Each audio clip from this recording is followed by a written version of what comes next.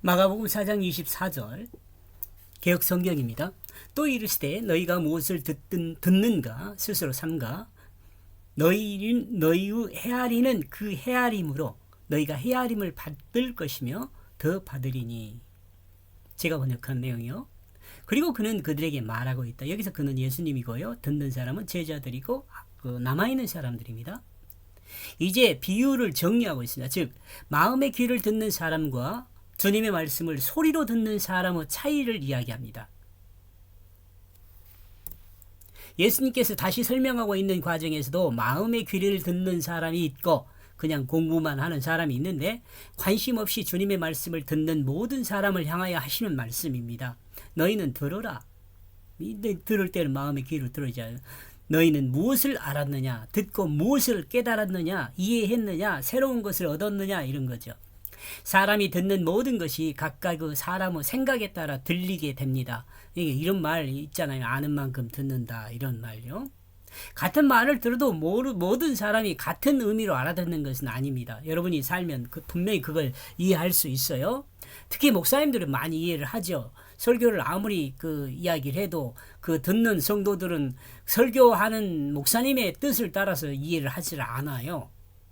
백성들도 마찬가지고 지도자가 백성한테 이야기할 때도 마찬가지고 그래요. 이런 점에서 사람은 아는 만큼 듣는다는 말이 있습니다. 또한 알지 못하는 것은 알아듣지 못한다는 말도 있어요. 이것은 어거스틴의 파라독스죠. 그렇다면 알아야 할 것은 무엇일까요? 복음에 집중한다면 우리는 결국 하나님의 마음을 알아야 합니다. 복음을 집중한다면 우리가 알아야 할 것은 하나님의 마음이에요. 그런데 하나님의 마음을 알기 위해서 가장 알아야 할 것이 예수 그리스도입니다. 예수를 얼마만큼 아느냐에 따라서 하나님의 마음을 읽을 수 있기 때문에 그렇습니다. 예수 그리스도는 하나님이 그를 통해 세상에 하나님 자신을 계시하십니다. 그러므로 예수를 아는 것은 우리를 향한 하나님의 그 마음을 아는 것이 됩니다. 너희 판단 기준 안에서 판단하고 있다. 너희는 그 기준으로 판단받게 될 것이다. 예수를 믿는 다음 변화가 예수를 믿는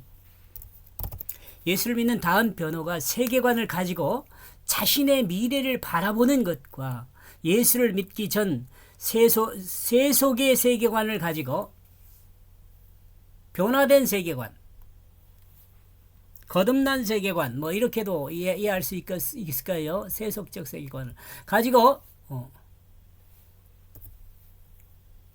자신의 미래를 바라보는 것을 바라보는 것은 분명하게 달라야 합니다.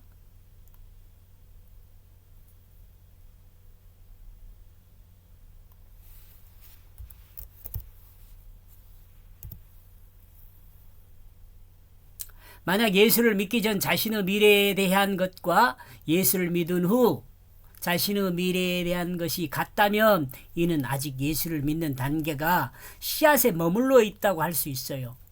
땅에 떨어져 아직 씨앗이 나지 않고 자라지 않고 씨앗의 상태에 있는 것을 말합니다.